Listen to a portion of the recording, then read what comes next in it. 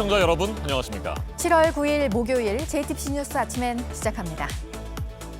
추미애 법무부 장관이 이른바 검언유착 의혹을 수사할 독립수사본부를 구성하자는 윤석열 검찰총장의 제안을 곧바로 거절했습니다. 추 장관은 이 같은 제안이 문헌대로 장관 지시를 이행하는 것이라고 볼 수 없다며 오늘 오전 10시까지 답을 달라고 윤 총장에게 다시 공을 넘겼습니다. 추 장관은 앞서 윤 총장에게 이번 사건 수사 지휘를 하지 말고 수사자문단 소집 역시 중단하라고 지시했습니다.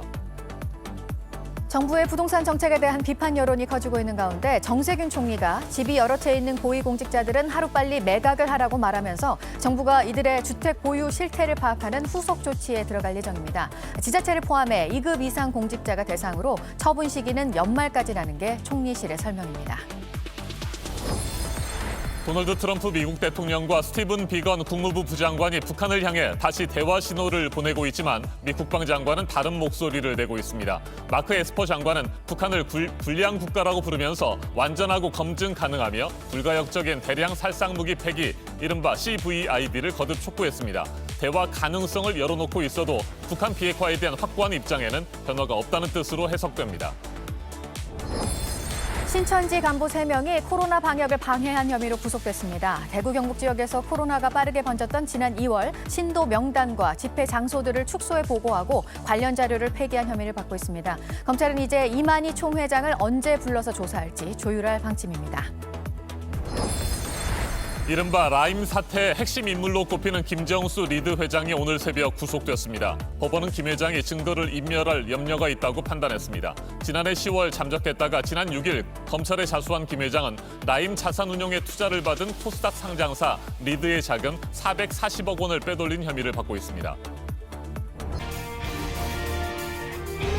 이른바 검언 유착 의혹 수사와 관련해 윤석열 검찰총장이 기존 수사팀이 포함된 독립적 수사본부 구성이라는 절충안을 법무부에 제시했습니다.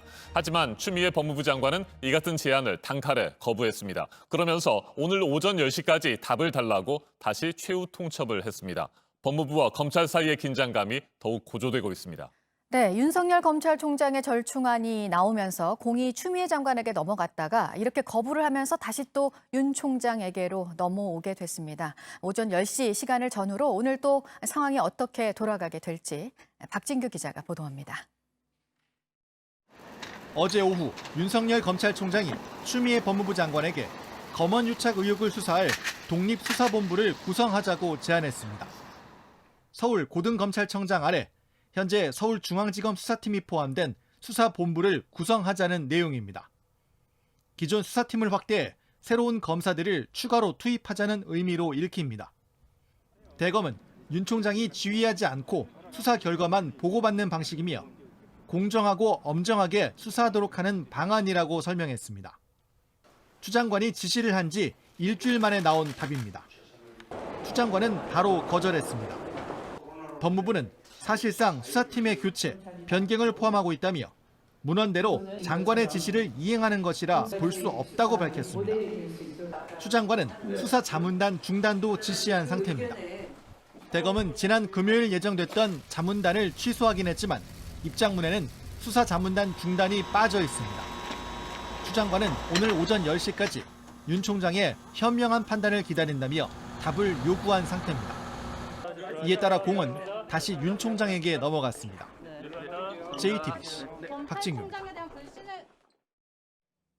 정세균 국무총리가 정부 부처와 지방자치단체 2급 국장 이상 고위공직자의 주택 보유 실태를 조속히 파악하라고 지시했습니다. 그러면서 주택을 여러 채 가지고 있는 고위공직자의 경우 이번 연말까지 집을 팔도록 했습니다. 이해찬 더불어민주당 대표는 아파트 양도 차익이라는 개념 자체를 없애버리겠다며 입법을 서두르고 있습니다. 김소영 기자가 보도합니다.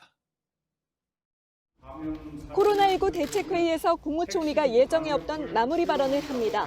각 부처는 지방자치단체를 포함해서 고위공직자 주택 보유 실태를 조속히 파악하고 다주택자의 경우 하루빨리 매각할 수 있도록. 정 총리 발언은 다주택 공무원들에게 집을 팔라는 적극 권고 형식이지만 사실상의 지시란 해석도 나옵니다.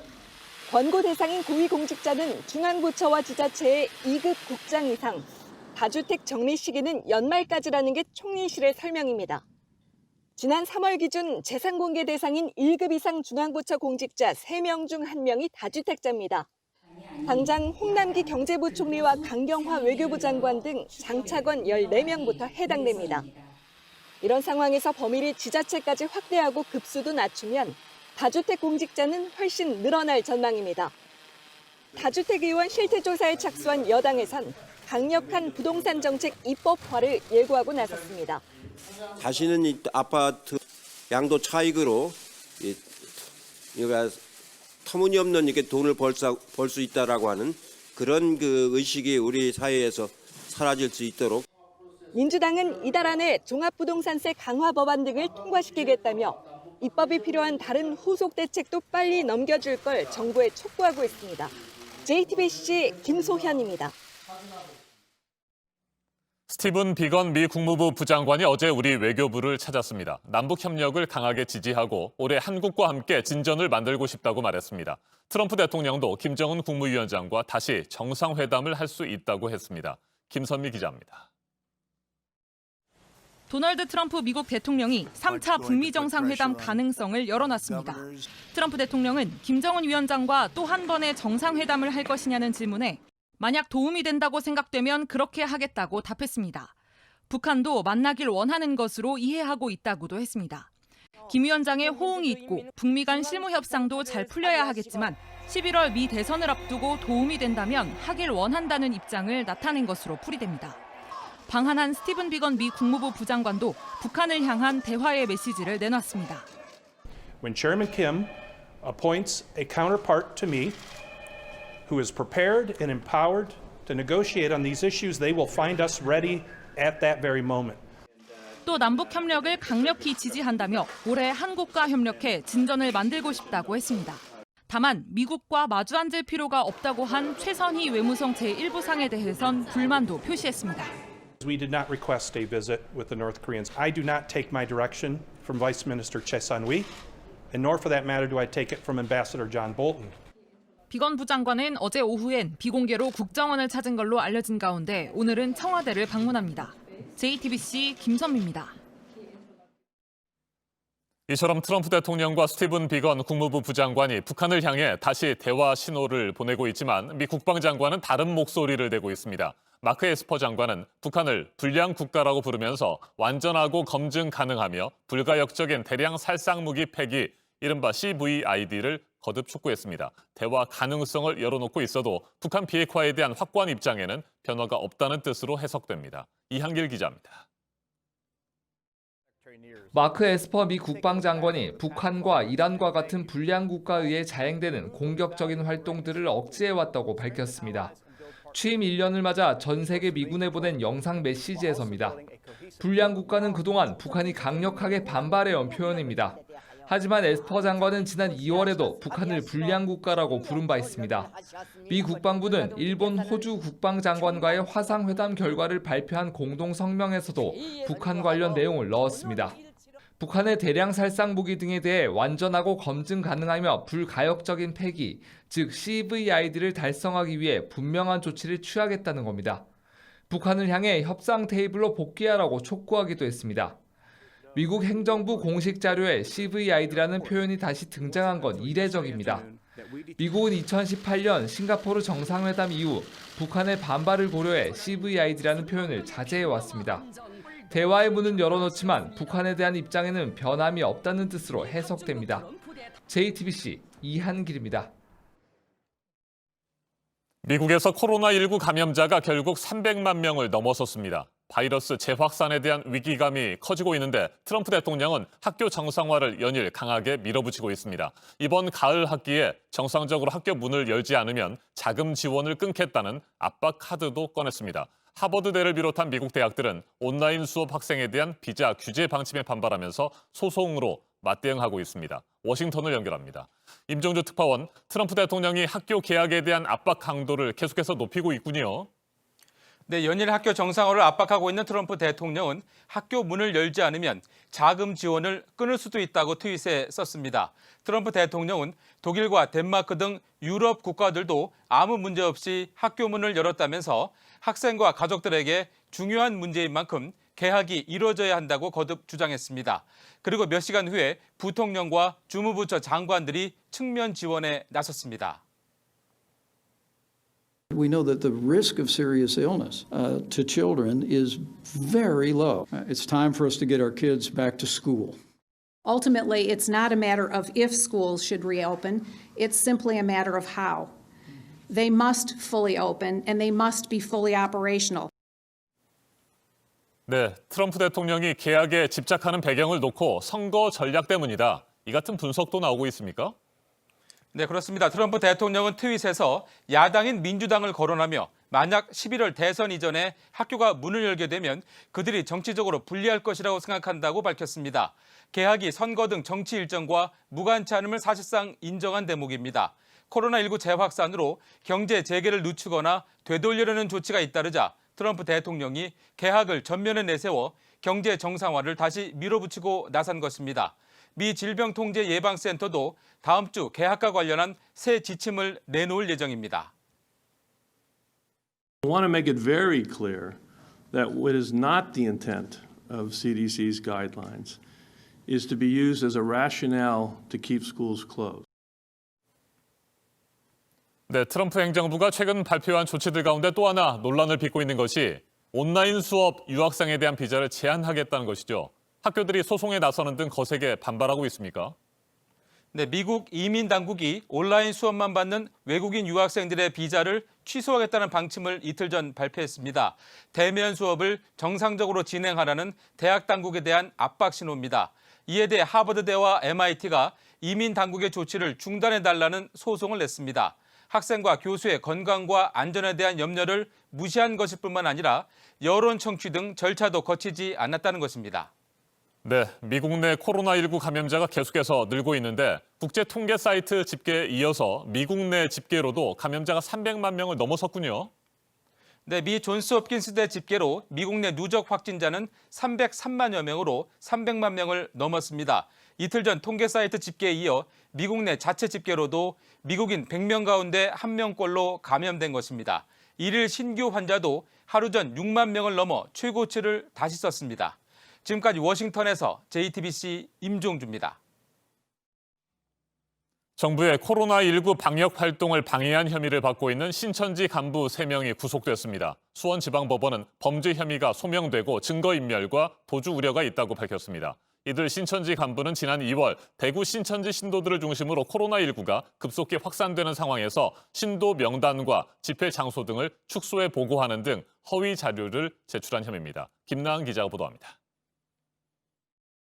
고의적인 것은 아니지만 많은 감염자가 나왔습니다. 정말 면목이 없습니다. 지난 2월 대구 경북 지역에선 신천지 대구 교회를 중심으로 코로나19가 빠르게 번졌습니다. 방역당국은 감염 경로를 추적하면서 추가 확산을 막기 위해 신천지 측에 신도 명단과 집회 장소 등을 보고하라고 했습니다. 하지만 신천지는 신도 명단이 누락된 부실한 자료를 제출했습니다. 집회 장소를 숨기는가 하면 중국 우한 교회 신도의 동선을 삭제하게 했다는 의혹도 받았습니다. 전국 신천지 피해자연대는 신천지의 이 같은 대응이 대구 경북 지역의 코로나19 확산을 불러왔다며 이만희 총회장을 검찰에 고발했습니다. 검찰은 수사 과정에서 신천지 간부 5명에 대해 감염병 예방법 위반 등의 혐의로 구속영장을 청구했는데 어제 법원이 이들 중 3명에 대한 구속영장을 발부했습니다. 범죄 혐의가 소명되고 도주의 가능성이 있다는 이유입니다. 앞서 대구지방경찰청도 신천지 대구교회 간부 2명을 구속한 바 있습니다. 이제 검찰은 이만희 총회장에 대한 소환 조사 시기를 조율할 계획입니다. JTBC 김나은입니다. 네, 라임 사태의 핵심 인물들이 줄줄이 구속이 되고 있는데요. 이번에 구속된 사람은 김정수 리드 회장입니다. 라임 자산운용이 투자를 받은 곳인 리드의 자금 440억 원을 빼돌린 혐의를 받고 있습니다. 김나한 기자입니다. 김정수 리드 회장은 2018년 라임 자산운용으로부터 300억 원에 이르는 투자를 받은 리드의 자금 440억 원을 빼돌린 혐의를 받고 있습니다. 검찰은 김 회장이 2017년엔 라임에 투자를 받기 위해 이종필 전 라임 부사장에게 14억 원, 신모 전 신한금융투자팀장에게 7,400만 원 상당의 금품도 건넸다고 보고 있습니다. 김 회장은 이런 혐의들로 검찰 수사를 받던 지난해 10월 갑자기 잠적해 지명수배를 받아왔습니다. 그런데 지난 6일 나타나 검찰에 자수했습니다. 김 회장을 현장에서 체포한 서울 남부지검은 곧바로 구속영장을 청구했고 법원은 오늘 새벽 구속을 결정했습니다. 구속 사유론 이미 도망간 적이 있고 증거를 인멸할 염려가 있다는 점을 들었습니다.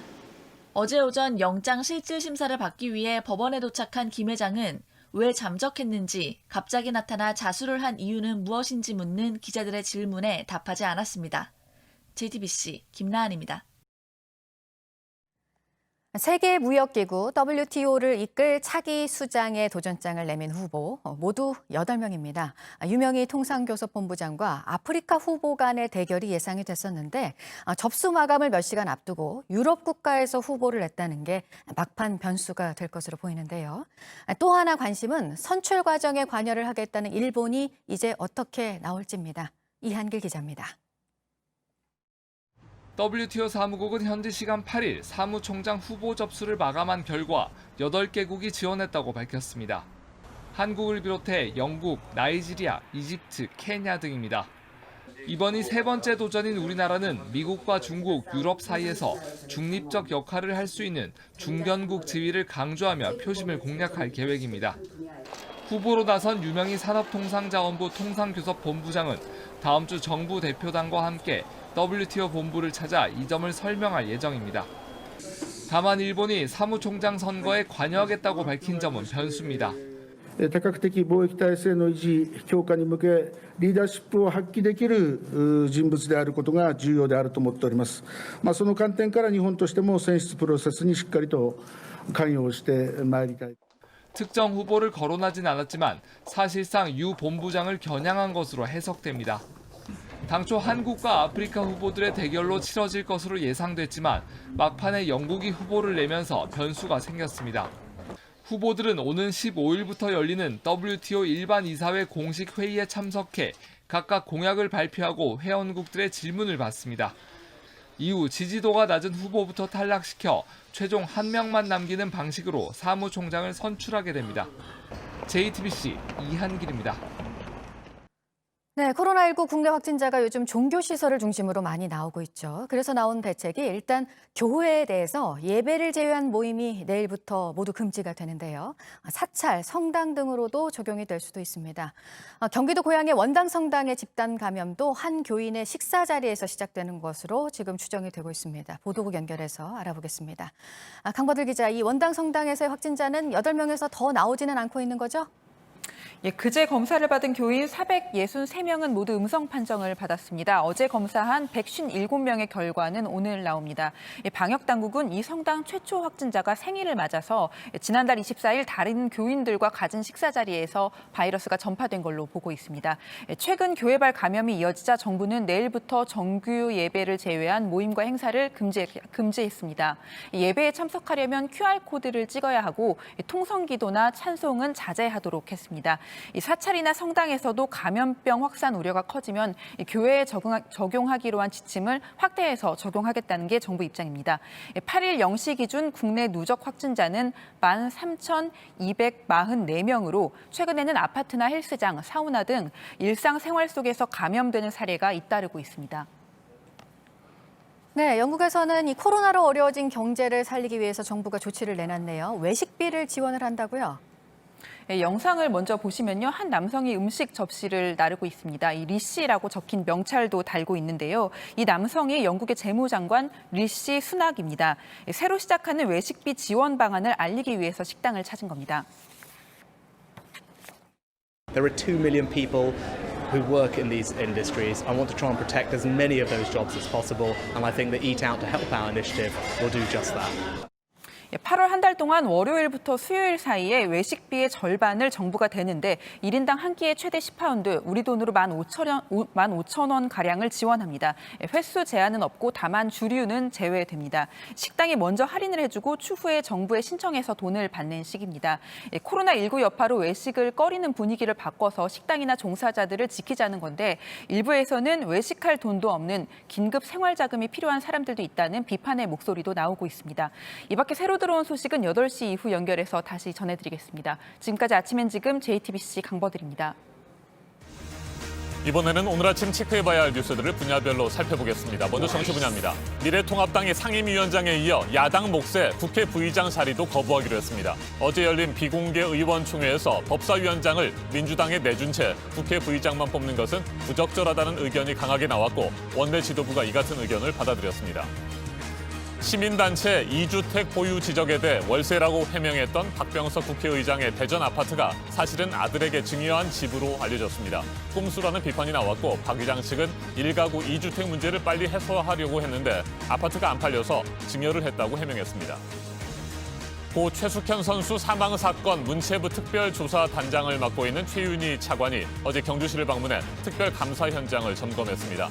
전날 문재인 대통령은 체육계 폭행 사건 피해자들이 대부분 여성인 만큼 여성 체육인 출신인 최 차관이 더 큰 역할을 해주기 바란다고 당부했습니다. 2019년 임금 협상을 시작하고 1년이 넘도록 결론이 나오지 않고 있는 현대중공업의 노조가 오늘 부분 파업을 합니다. 지난해 회사 법인 분할 과정에서 있었던 조합원 징계 문제 등을 놓고 노사가 맞서고 있습니다. 노조는 울산 본사와 서울 현대빌딩 앞에서 집회도 할 예정입니다. 역대 최대 규모의 재건축 사업인 서울 둔촌주공 아파트에 조합원 총회가 오늘로 예정이 돼 있었는데 취소가 됐습니다. 주택도시보증공사가 제시한 일반 분양가를 조합원들이 받아들이지 않으면서입니다. 일단 이달 일반 분양은 어렵게 될 것으로 보입니다. 5G 스마트폰에 대한 차별적 지원금을 지급한 이유로 이동통신 3사에 과징금 512억 원이 매겨졌습니다. 지난 2014년에 이른바 단통법이 시행되고 최대 규모이긴 한데 방통위가 과징금의 절반 가까이를 줄여주기로 했고 검토했던 영업정지도 내리지 않았습니다. 코로나 여파가 큰 지금의 상황을 반영을 했습니다. 계속해서 사회 분야 뉴스입니다. 지난 4월 스쿨존에서 횡단보도를 건너던 7살 어린이를 차로 치어 다치게 한 운전자가 구속됐습니다. 음주운전으로 면허가 정지된 상태에서 규정 속도보다 빨리 운전을 했습니다. 스쿨존 교통사고 처벌을 강화한 민식이법을 적용한 첫 구속 사례입니다. 경남 김해의 한 고등학교 현직 교사가 자신이 근무하는 학교 여자 화장실에 몰래카메라를 설치했다가 경찰에 붙잡혔습니다. 교직원들이 몰래카메라를 발견해 경찰에 신고했는데 경찰은 CCTV를 분석한 뒤 40대 남자 교사를 범인으로 지목했습니다. 축구부 운영비를 횡령하고 학부모를 성폭행한 혐의로 구속된 정종선 전 한국고등학교 축구연맹 회장이 구속 6개월 만에 보석으로 풀려났습니다. 재판부는 법원이 정한 곳에 거주하면서 소환되면 지정된 시간과 장소에 출석할 것, 재직했던 고등학교 축구부나 학부모의 관계자와 접촉하지 말 것을 보석 조건으로 내걸었습니다. 오늘부터 서울 경복궁에서 저녁 시간 음악회가 열리는데요. 야외 주차장 차 안에서 각자 음악을 듣는 형식입니다. 오는 19일까지 이어지고요. 유튜브를 통해 생중계도 됩니다.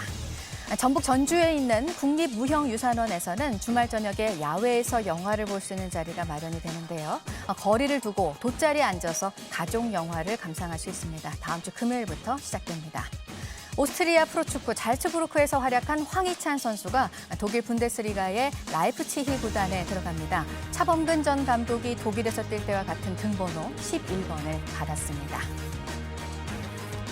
전 세계 180여 명의 재외공관장이 모두 참여하는 화상회의가 오늘 처음으로 열리는데요. 강경화 외교부 장관이 주재를 하고 코로나 대응 방안을 논의를 할 예정입니다.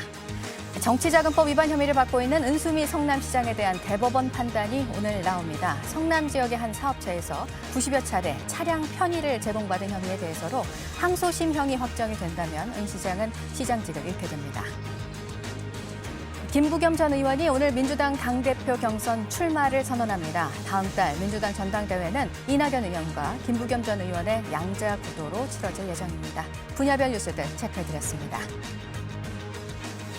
날씨도 체크해드립니다. 오늘도 무더위가 이어지겠습니다. 서울 33도, 대구 30도 등 낮 기온이 30도를 넘는 곳이 많겠습니다. 홍천과 춘천에는 폭염주의보도 내려져 있습니다. 오후에는 강원 내륙에 소나기가 오는 곳이 있겠습니다. 또 밤에 남부지방을 시작으로 내일은 전국에 장맛비가 내리겠습니다. 특히 오늘 밤 남해안을 중심으로 시간당 30에서 50mm의 강한 비가 내리겠고 돌풍과 함께 천둥, 번개도 동반할 것으로 예상됩니다. 현재 기온은 서울과 대전 22도, 광주 22도, 부산 21도로 어제와 비슷합니다. 낮 최고 기온은 서울 33도, 대전 32도로 중부지방은 어제보다 조금 높겠습니다. 남부지방은 광주와 대구 30도로 어제보다 조금 낮겠습니다.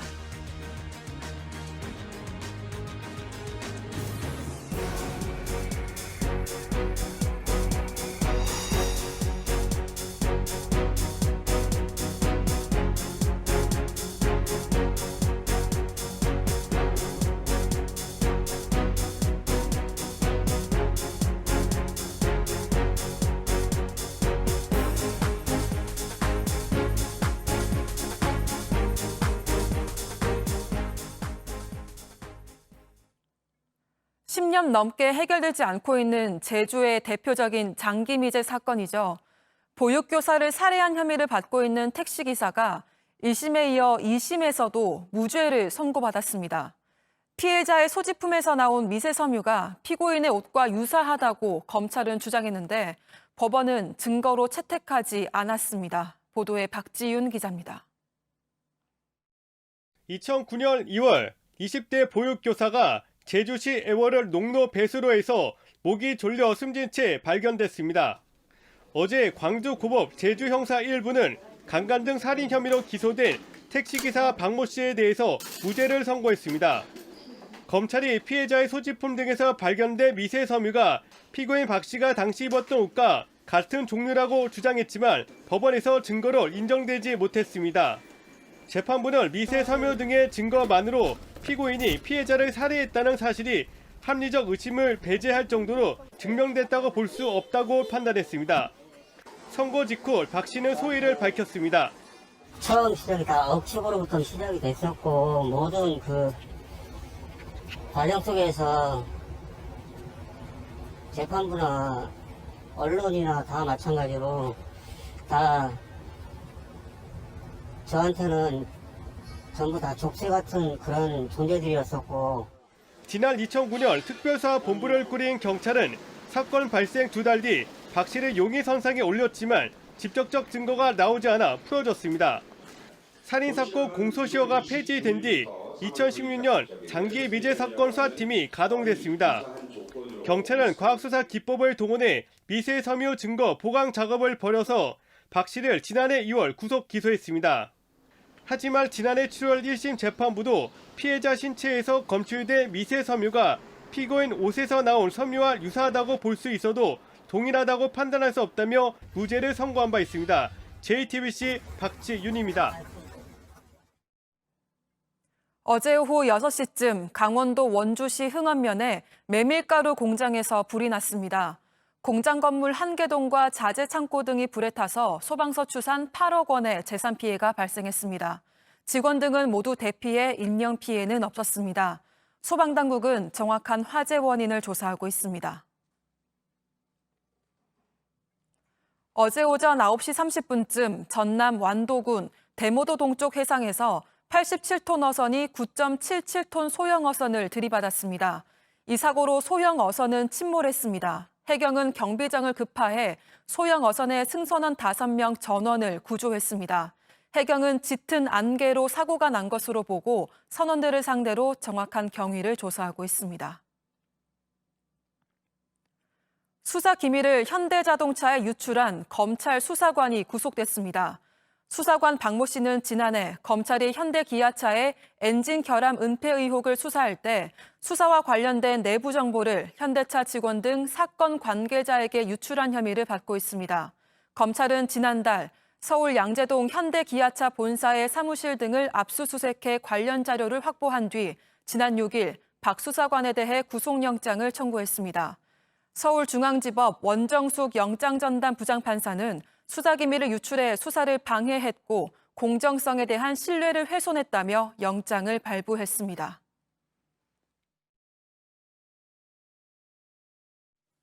지구촌 곳곳의 소식을 전문가의 깊이 있는 분석과 함께 전해드리는 아침엔 세계 시간입니다. 지난 7일 난민 270여 명을 태운 상선이 터키 해안경비대에 적발됐습니다. 터키를 거쳐서 유럽으로 가려는 난민들의 문제가 여전히 심각합니다.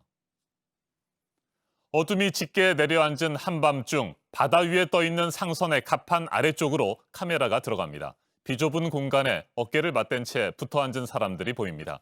터키를 출발해 에게해를 건너려던 난민들입니다. 이 배에는 어린이 59명, 여성 46명을 포함해 난민 276명이 타고 있었습니다. 터키 해안경비대는 이 배를 견인하고 난민들의 밀입국을 알선한 업자 8명을 체포했습니다.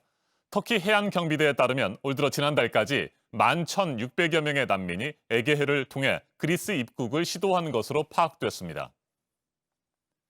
난민들이 이처럼 밀입국을 시도하는 과정에서 안타까운 사고도 잇따르고 있습니다. 지난달 27일에는 난민 60여 명이 탄 보트가 터키 동부의 대형 호수에서 침몰했습니다. 나흘이 지난 뒤 시신 6구가 발견되면서 뒤늦게 침몰 사실이 알려졌습니다. 터키 내무장관의 말 직접 들어보시겠습니다. Gerek bulundukları köylerle yapılan mülakatlar, gerek muhtarla yapılan mülakatlar, gerek kendisiyle yapılan mülakatlar çerçevesinde teknenin içerisinde 55-60 civarında kaçak göçmenin bulunduğuna yönelik bir değerlendirmeye ulaşıldı. 지난 2015년 시리아 내전으로 100만 명이 넘는 난민이 발생했습니다. 이들이 몰려든 유럽에서는 난민 문제가 심각한 사회 문제로 떠올랐습니다. 그러자 유럽연합은 2016년 터키와 난민 협정을 체결했습니다. 터키가 유럽으로 가는 난민들을 수용해주는 대신 우리 돈으로 약 8조 원을 지원해주고 터키의 유럽연합 가입에도 속도를 내는 조건이었습니다. 하지만 4년이 지난 지금 터키는 유럽연합이 약속을 제대로 지키지 않았다며 불만을 제기하고 있습니다. 급기야 지난 3월에는 더 이상 난민 방파제 역할을 하지 않겠다고 선언했습니다. 유럽으로 향하는 난민들도 막지 않았습니다. 상황이 이렇게 되자 터키와 국경을 접하고 있는 유럽연합 회원국인 그리스는 국경을 봉쇄했습니다. 터키와 그리스가 난민 문제를 놓고 신경전을 벌이고 있고 그 과정에서 난민들이 사망하는 사고도 빈번하게 발생하고 있습니다. 그리스 외무장관의 말 직접 들어보시죠. Always open to dialogue, but we're not prepared to discuss under duress or help legitimize Turkey's persistent violations of legality. 터키와 유럽연합 사이에서 계속되고 있는 난민 문제는 인도주의적인 측면을 넘어서 국제 지역학적 이해관계가 복잡하게 얽혀 있다는 분석도 나옵니다. 전문가와 좀 더 자세하게 짚어보겠습니다. 김철민 한국외대 EU 연구소 교수 전화로 연결됐습니다. 안녕하십니까 교수님. 네, 안녕하십니까. 네, 터키 입장에서 난민 문제가 어떤 의미를 가지고 있는지부터 살펴보죠. 터키가 사실상 난민을 볼모로 잡고 EU를 압박하고 있다. 이 같은 비판도 나오고 있지 않습니까? 네, 맞습니다. 지금 현재 터키에 약 400여 명 가까운 난민이 거주하고 있는데요. 네. 이것은 이제 시리아 사태 확대 이후에 대란 난민 발생에 대한 유럽연합의 그 난민 이주 프로그램에 따른 것입니다. 그 당시 유럽연합이 이제 터키에게 제안한 게 두 가지인데요. 우선 첫 번째는 유럽연합 가입 시에 적극적으로 고려해주겠다. 두 번째는 난민 지원금으로 보상해주겠다라는 겁니다. 터키 입장에서 봤을 때는 이 난민 문제를요, 이제 지전략적으로 활용을 하고 있는데, 우선 첫 번째가 그 에르도안 독재 정권을 유지하는 데 있어서 유럽연합의 비판을 막는 역할을 하고 있고요. 두 번째는 우리 한반도와 비슷한 자신의 지전략적 위치를 활용을 해서 유럽연합과 미국 그리고 러시아와 이란 그 갈등 사이에서 전략적 이득을 취하는 이제 투트랙, 즉 병진 노선 전략의 어떤 수단으로서 활용을 하고 있다라고 생각할 수가 있습니다. 네. 유럽연합 회원국들에게 난민 문제는 어떤 의미를 갖는지도 궁금해요. 왜 그렇게까지 난민 유입에 난색을 표하는 걸까요? 이제 본래 그 유럽연합 내 대량 난민은 20세기 말에 있었던 보스니아 내전, 코소보 전쟁 결과 형성되게 된 건데, 이때 이제 맺어진 게 난민 임시보호합의라는 거거든요. 하지만 이것은 이제 당시는 유럽 내 난민이고, 지금 난민들은 시리아 난민이죠. 그래서 시리아 난민들의 대다수는 이슬람 난민이고, 이제 이를 둘러싸서 유럽연합의 갈등이 심화되게 되는데, 본래는 이제 더블린 조약을 통해서 난민 신청자가 처음 도착한 국가, 즉 그리스, 이탈리아 등에서 서류를 받겠다는 원칙으로 했었습니다. 하지만 이제 시리아 내전이 격화되면서 대량 난민이 이제 걷잡을 수 없을 정도로 유입이 되게 되자 이제 감당할 수준을 벗어나게 되죠. 네. 그 결과 이제 독일을 중심으로 2015년에 난민 분산 수용안, 즉 난민 할당제를 도입을 하게 되는데, 유럽연합 회원국들이 이를 미수용 시에는 난민 1인당 약 3억 3천만 원의 벌금을 부과하겠다. 이런 것이 원칙입니다. 이렇게 되자 이제 난민 수용을 거부했었던 중동부 유럽 국가들이 강력하게 반발을 하게 되고, 또한 이에 따른 극우 민족주의자들의 목소리가 커지게 되면서 브렉시트 등 그 유럽연합 분열을 초래하게 되는 이제 매개체가 되겠다라고 할 수가 있는 것이죠. 네. 이처럼 터키와 유럽연합 사이에서 난민 문제를 놓고 충돌하면서 어디에서도 환영받지 못하고 갈 곳이 없는 난민들, 고통이 더욱 심해지고 있는 것 같습니다. 해결책은 없을까요? 참 이게 난감한데요. 그 난민 문제 해결을 위해서는 유럽연합이 제시한 그 난민 수용안, 이게 이제 한계점에 다다랐다는 비판을 받고 있는데 네. 두 가지를 짚어봐야 됩니다. 우선 첫 번째, 이 시리아 내전이 반군은 미국이 또 정부군은 러시아가 지원하는 형태로 내전이 계속 격화되다가 이제 또 최근에는 크루드족 갈등까지 확대되면서 왜 유럽이 이 문제를 해결해야 되나라는 비판 여론이 확대되고 있고요.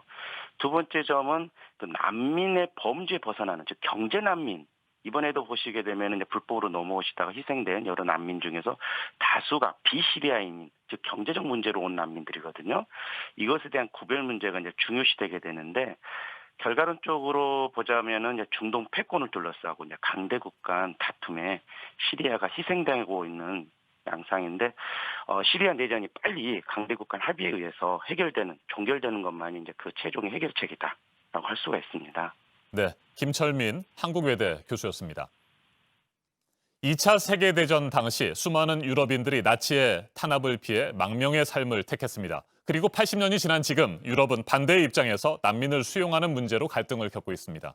유럽인들 역시 한때는 난민이었고 누구든지 언젠가는 난민이 될 수도 있습니다. 난민 문제의 상식적이고 유일한 해답은 연대와 자비라며 너무 많은 계산을 하지 말아야 한다고 강조한 프란치스코 교황의 말을 다시 한번 생각해보게 됩니다. 지금까지 아침엔 세계였습니다.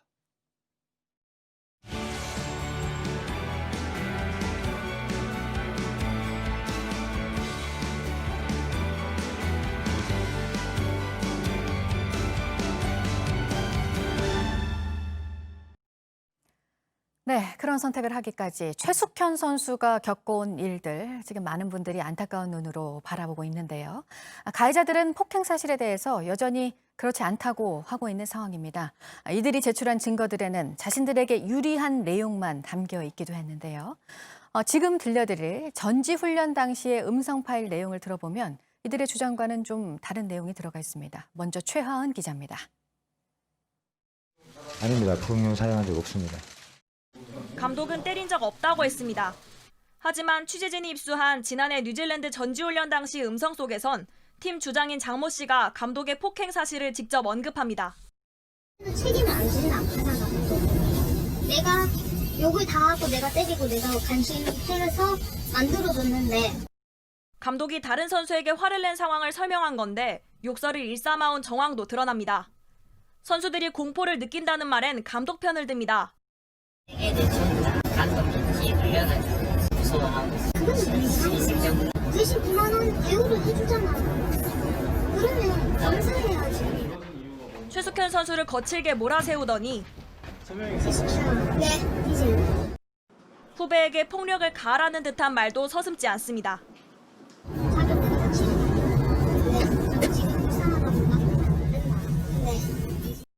숨죽여 대화를 듣던 최 선수는 당시 일기에 그만 좀 괴롭히라고 소리치고 싶다. 제발 숨쉬게 해달라고 괴로움에 무너진 마음을 꾹꾹 눌러섰습니다. JTBC 최하은입니다. 감독에 대한 영구제명 징계가 내려지기 전에 경주시청 선수들이 쓴 진술서에는 이 감독에 대한 얘기가 하나도 없습니다. 경찰 조사에서도 그랬습니다. 선수들에 대한 조사가 다시 진행이 될 예정입니다. 윤두열 기자입니다. 지난 7월 5일 경주시 체육회 현직 경주시청 소속 선수들이 모두 모였습니다. 선수 생활 동안 폭행과 가혹행위가 있었는지 진술서를 적었습니다. 그런데 김규범 감독의 폭행이나 가혹행위에 대한 내용은 한마디도 없었습니다. 가해자로 지목된 선배 선수는 팀 닥터에게 성추행을 당했다고 적었습니다. 진술서 마지막엔 자신도 피해자라고 썼습니다. 경주시 체육회는 감독과 선배 선수 얘기는 들은 게 없다며 팀 닥터인 안모 씨만 검찰에 고발했습니다. 성추행하고 폭행건으로 좀 들어와 있는 겁니다. 경찰 조사에서도 마찬가지입니다. 가혹행위를 당했다고 답한 전현직 선수 15명 중 김 감독 얘기를 적은 사람은 1명뿐이었습니다. 하지만 경주시 체육회와 경찰 모두 김규봉 감독이 영구제명된 6일 이전에 조사를 했습니다. 경찰도 선수들이 감독 눈치를 보는 것 같았다고 했습니다. 그래서 다시 조사할 계획이라고 밝혔습니다. 감독과 선배 선수들에 대한 고발도 이어질 예정입니다. 고 최숙현 선수의 동료 2명은 감독과 선배 선수, 팀 닥터 등 4명을 고소하기로 했습니다. 피해를 증언한 다른 이들도 고소나 고발을 고려 중입니다. JTBC 윤두열입니다. 코로나19 시대, 기업들의 생존 전략도 달라지고 있습니다. 최근에는 한정판이나 고급 제품 마케팅을 많이 하는데요. 코로나19 때문에 예전만큼 팔지 못하니까 많지 않은 물량이라도 비싼 걸 팔아서 이익을 늘리자는 전략입니다. 박영우 기자입니다. 현대차가 출시한 2021년형 G90입니다. 실내를 일반 차량과 다르게 꾸민 한정판 모델 50대도 함께 출시했습니다. 출시하자마자 모두 다 판매됐습니다. 브랜드의 고급스러운 이미지를 한층 부각시킨 차별화된 디자인을 바탕으로 한정판 모델을 출시하여 고객들에게 차별화된 가치와 높은 만족도를 제공해드리고자 하였습니다. 르노 삼성의 SUV 차량 QM6도 추가 사양을 더한 한정판 차량 1,600대를 출시했습니다. 최근 기업들의 제품 마케팅은 한정판, 프리미엄으로 요약됩니다. 삼성전자가 새롭게 내놓은 프리미엄 냉장고인데 유럽 소재 전문 업체와 협업한 제품입니다. 최대 1,000만 원이 넘는 고가이지만 수요가 있다는 게 업체 측 설명입니다. 가구업계도 상황은 마찬가지입니다. 한샘에서 운영하는 고급 가구 전문 브랜드 넥서스. 고급 가구만 모아놓은 프리미엄 전략을 쓰고 있습니다. JTBC 박영우입니다. 집을 파는 게 과제가 된 정치권과는 달리 서민들은 집 한 채 마련하는 게 너무 어렵습니다. 1년 새 대출 한도가 2번이나 깎이는 바람에 새 아파트에 못 들어갈 위기에 놓였다는 사람들도 있습니다. 논란이 커지자 정부가 대출을 원래대로 해주는 것으로 가닥을 잡았습니다. 안태훈 기자입니다. 경기도 수원에서 세입자로 살고 있는 이광재 씨. 1년 전쯤 근처에 새 아파트를 분양받았습니다. 그런데 그 후 정부가 2차례에 걸쳐 수원 지역의 대출 한도를 줄이면서 잔금 치르기 어려운 상황이 됐습니다. 부동산 대책이 바뀌면서 지금에 와서는 2억 원 정도밖에 대출을 받을 수 없게 됐어요. 하루하루 근근히 먹고 사는 사람들한테는 참 난감하고 막막합니다. 3억 원 정도 잔금 대출을 받을 수 있을 거라 생각했는데 1년 사이 대출 한도가 1억 원 이상 쪼그라들었다는 얘기입니다. 이 씨가 분양 계약할 당시 수원 지역은 조정 대상 지역이라서 아파트 시세 기준으로 60%까지 잔금 대출이 가능했습니다. 그런데 지난 2월 대책으로 10%포인트 감소했고 최근 6.17 대책 때 또다시 줄었습니다. 투기 과열지구로 지정됐기 때문입니다. 비규제 지역에서 투기 과열지구로 2계단 뛴 인천 서구 등에서도 새 아파트를 분양받은 이들의 반발이 잇따르고 있습니다. 대출 한도가 절반 가까이 줄어섭니다. 전문가들도 대출 한도는 분양 당시의 조건을 유지하는 게 합리적이라고 조언합니다. 이러자 정부와 여당은 보완책을 마련하기로 했습니다. 정부 관계자는 억울한 분이 없도록 원래대로 대출해주는 쪽으로 논의를 진행 중이라고 말했습니다. JTBC 안태훈입니다. 부동산 정책이 연일 정치권의 최대 화두입니다. 더불어민주당은 부동산 투기를 근절하기 위해서 정책 수단을 총동원하겠다고 밝혔습니다. 부동산 입법 추진에도 속도를 내고 있습니다. 당 정은 다주택 공직자와 의원들을 상대로 살고 있는 주택을 제외한 나머지 집들을 처분하라고 요구하고 있습니다.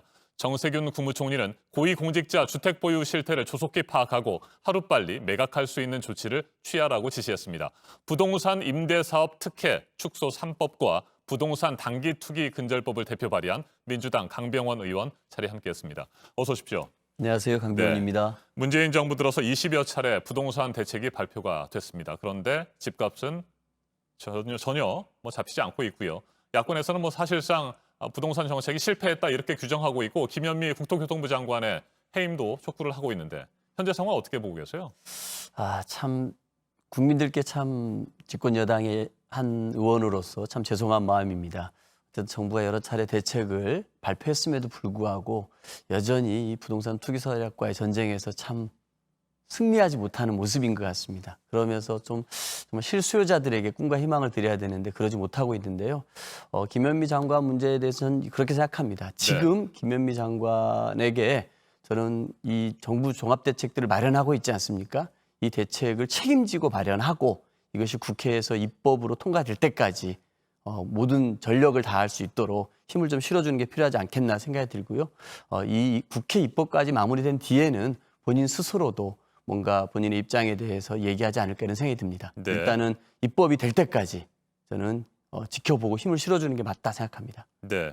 어제 뉴스룸에 출연을 했습니다. 노무현 정부에서 청와대 홍보수석을 지낸 조기숙 이화여대 국제대학원 교수 이런 얘기를 했어요. 문재인 정부 부동산 정책 실패는 정책학 이해도가 떨어지는 운동권 출신 정치인 교수에서 비롯됐다. 이렇게 진단했는데 이분은 어떻게 생각하세요? 그래서 어떤 취지에서 그런 말씀을 하셨는지는 모르겠습니다만 어쨌든 큰 정책들이야 뭐 청와대도 얘기하고 장관도 하겠습니다만 어쨌든 기재부라든지 국토부에 있는 많은 공무원들이 좀 하지 않겠습니까?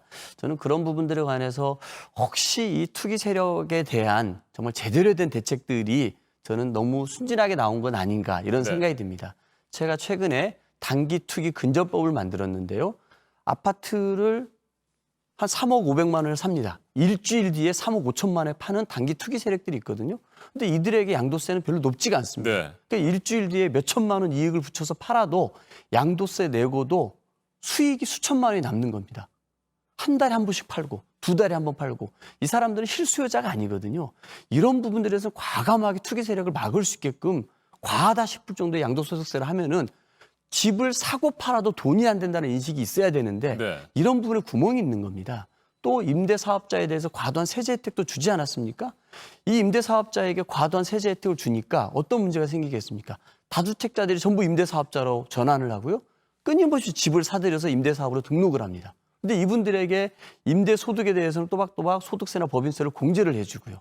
이 사들였던 주택에 대해서는 종합부동산세에다 합산해서 배제를 시켜주고 차익을 실현할 때는 또 양도소득세를 감면을 해주는 이런 상황이니까 오히려 다주택을 부추기는 꼴이 된 거 아니겠습니까? 정말 이런 부분들에 관해서 다주택자들 그리고 투기 세력과의 전면전을 할 수 있는 촘촘한 대책들이 좀 부족했지 않았나 이런 생각이 듭니다. 네, 양도소득세율을 올리고 종부세도 올리고 이렇게 세금을 통한 대책으로 집값을 확실히 잡을 수 있다고 생각하세요? 저는 이 대책이라는 것이요. 종합적인 대책이 필요한 겁니다. 이 말에 부동산 공급이 빠져 있는 건 아닙니다. 대통령께서 말씀하셨습니다만 공급과 그리고 이런 대책들 그리고 실수요자들을 위한 보다 체계적인 대책들을 마련해 달라 이렇게 하지 않았습니까? 저는 양질의 주택을 공급하는 게 필요하는데요. 지금의 20, 30, 40 세대들까지만 하더라도 아빠 찬스나 할아버지 찬스를 쓰지 않으면 그리고 모든 돈을 끌어모으지 않으면 지금의 서울 아파트 한 채 사기가 저는 불가능할 거라고 봅니다. 과연 그러면 이들에게 어떻게 내 집 마련의 기회를 줄 것이냐.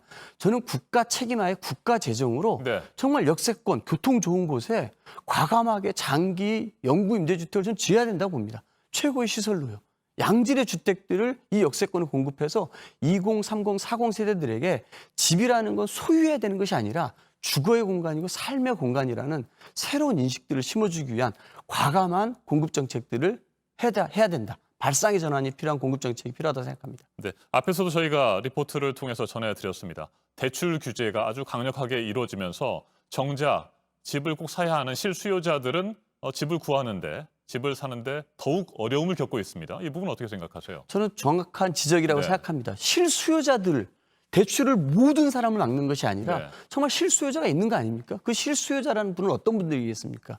이 세법 세계에서도 2년 이상 거주하는 분들은 실수요자로 보고 그분들에게는 주택 가격이 낮으면 양도소득세도 면제해 주지 않습니까?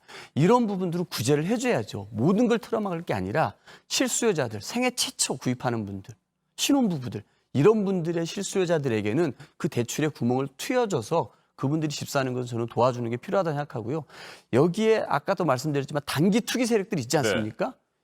1년도 안 됐는데 팔고 6개월 만에 팔고 이런 세력들에 대해서는 과감하게 양도세를 중과를 해서 전혀 수익이 안 되게끔 한다라고 하면은 저는 그 대출 규제에서도 숨통을 틔우는 게 필요하다고 생각합니다. 네, 부동산 관련 법안들을 대표 발의하셨으니까요. 좀 더 구체적으로 한번 질문을 드린다고 한다면 이 대출 규제를 말이죠. 어떤 식으로 어느 수준까지 좀 더 풀어주는 것이 좋다고 보십니까? 글쎄요. 저도 이제 구체적으로 뭐 수치까지는 그렇습니다만 아까 말씀하셨던 것처럼 실수요자들이 있습니다. 근데 그런 부분들은 보장을 해드려야 될 거 아닙니까? 우리의 어쨌든 국세청이라든지 모든 게 전산 시스템이 잘 되어 있기 때문에 저는 충분히 각각 개별적으로 품은 들겠지만 이분들의 개인 사정을 충분히 봐서 실수요자에게는 대출을 틔워주는 게 맞다고 생각합니다. 네, 정세균 국무총리가 고위공직자의 주택 보유 실태를 조사하고 다주택을 소유하고 있는 공직자들의 경우에는 연말까지 집을 팔아라 이렇게 사실상 지시를 했습니다. 네. 이 부분에 대해서 반발하는 소리도 분명히 있을 것 같은데 어떻게 생각하세요, 의원님? 저도 이제 국회의원이 네. 됐고 저도 이제 재작년에 그 아내와 함께 한 20여 년 모았던 돈으로 집을 처음으로 사봤는데요. 이 고위공직자 국회의원 정도 되면은 부와 권력과 명예를 다 가지려고 해서는 안 된다고 생각합니다. 국민의 눈높이에 맞는 생활을 스스로 하기 위한 그런 자리 아니겠습니까? 저는 정세균 국무총리 말에 우리 고위공직자나 국회의원들 모두가 좀 따르는 게 맞는 것 같고요. 우리들이 솔선수범하지 않으면서 어떻게 다주택자들에게 더 이상 투기로 돈 벌지 말라고 하겠습니까? 저는 솔선수범하는 모습을 고위공직자들이 먼저 보일 필요가 있고 이것이 지금 우리 국민들이 고위공직자들이 요구하고 있는 모습이 아닌가 생각합니다. 알겠습니다. 오늘 여기까지 듣겠습니다. 강병원 더불어민주당 의원이었습니다. 말씀 잘 들었습니다. 네, 감사합니다. 좀처럼 확산세가 꺾이지 않고 있는 코로나19는 특히 취약한 감염 고리를 파고들고 있습니다. 아이들 돌봄 시설도 그중에 하나입니다. 아동센터가 감염 위험에 고스란히 노출된 현장을 배양진 기자가 취재했습니다. 서울의 한 지역아동센터. 아침 8시부터 하루를 시작합니다. 자, 마스크 코 위에까지 잘 썼어요? 네, 이제 손을 더 만지지 마세요. 귀 한번 댈게요. 학교에 가는 날이 아닌 아이들이 줄지어 센터로 들어옵니다. 아이들 학기 중에는 11시였는데 지금 긴급 돌봄 중이라서 부모님께서 일찍 출근하시다 보니까 집에 혼자 있으면 심심해서 더 일찍 오기도 해요. 집에선 제대로 못 보던 온라인 수업을 챙기고 학교에 알릴 발열 상태도 이곳에서 확인합니다. 방역 수칙을 목이 쉬도록 반복합니다. 가장 긴장되는 시간은 30명 넘는 아이들이 모이는 간식 시간입니다. 오늘은 상당히 조용한 편입니다. 시끌벅적하고요. 아이들 이렇게 떠들고 웃고 장난도 많이 치고 합니다. 나눠줄 마스크는 항상 부족합니다. 다들 구하기가 어려웠잖아요. 별도의 지원 체계는 없었습니다. 전 자체적으로 구매를 하기도 하고. 이달 기준 전국 지역아동센터에선 등록 아동 절반 정도가 긴급 돌봄을 받습니다. 학년별로 번갈아 학교에 가는 수도권에선 긴급 돌봄 등원율이 80%에 달하는 곳도 있습니다. 코로나19 감염이 확산되면서 교사들은 5달째 초과 근무 중이지만 수당을 못 받고 있습니다. 지역아동센터들이 후원을 좀 받는데 받지 못한 상황들이 되다 보니 저희 입장에서는 너무 선생님들한테 미안하고 죄송하죠. 하지만 지자체들은 현황 파악을 못하고 있습니다. 그런 게 있어요?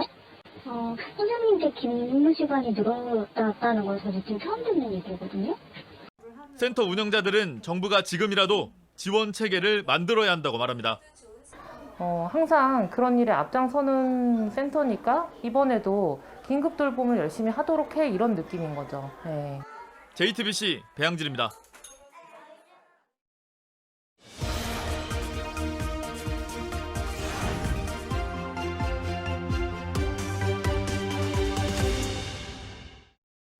네, 국내 영화제는 관객들 입장에서 그동안에는 영화를 보러 떠나는 여행의 느낌이 있었습니다. 그 지역에서 생생한 열기를 느끼면서 영화도 보고 영화인들과도 함께하는 축제 개념이었는데 하지만 코로나가 이걸 또 바꾸고 있죠. 관중 없이 진행된 전주영화제가 그랬는데요.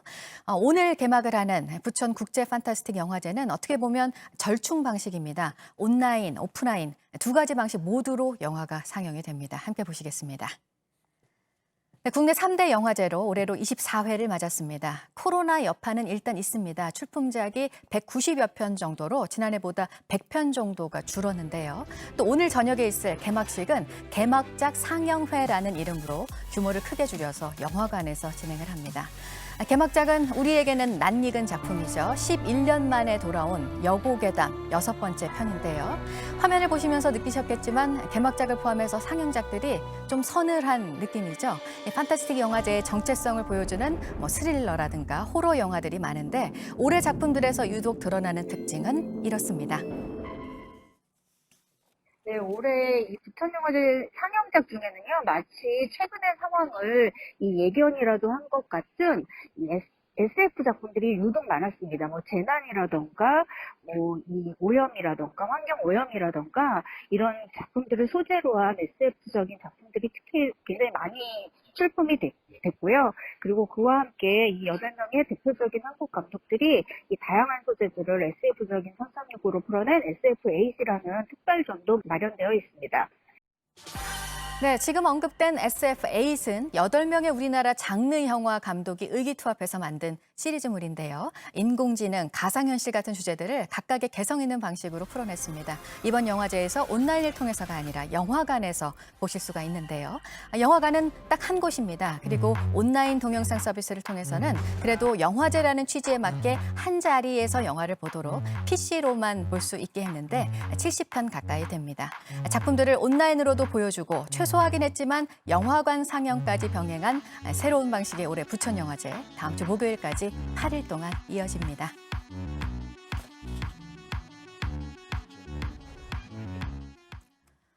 네, 오늘 새벽에 있었던 안타까운 사고 소식이 하나 있는데요. 마라톤 대회 참가자들 3명이 음주운전 차량에 치여서 숨졌다는 소식입니다. 보도국 연결해서 알아보도록 하겠습니다. 강버들 기자, 국토종단 마라톤이었다고 하죠. 달리던 중에 그러니까 이런 사고를 당한 거죠? 예, 오늘 새벽 3시 30분쯤 60대 남성 3명이 경기 이천시 신둔면 도로에서 30살 남성이 모는 차에 치여 숨졌습니다. 이들은 부산시 태종대에서 경기 파주시 임진각까지 달리는 한 마라톤 대회 참가자들로 경찰에 따르면 도로 가장자리에서 달리고 있었다고 합니다. 경찰의 음주 측정 결과 이 운전자의 혈중 알코올 농도는 면허 취소 수준을 넘어섰습니다. 운전자는 사람을 보지 못했다고 말했고 현재 경찰이 자세한 사고 경위를 조사하고 있습니다. 네. 그리고 지난 5월에 인도에서 있었던 일입니다. LG 폴리머스 공장에서 유독가스가 새서 12명이 목숨을 잃은 사고가 있었는데 한국인 직원 2명이 현지에서 구속이 됐네요. 현지 시간 7일 인도 안드라프라데시주 경찰이 LG 폴리머스 법인장 등 한국인 2명과 현지인 직원 10명을 체포했습니다. 과실치사, 독성물질 관리 소홀 등의 혐의를 받는데 한국인 2명은 구속 수감된 상태로 경찰은 60일 이내에 기소 여부를 결정할 방침입니다. LG 폴리머스 공장에서 독성이 있는 스티린가스가 누출된 건 지난 5월 7일입니다. 당시 인근 주민 수백 명이 병원에 실려갔고 10여 명이 사망했습니다.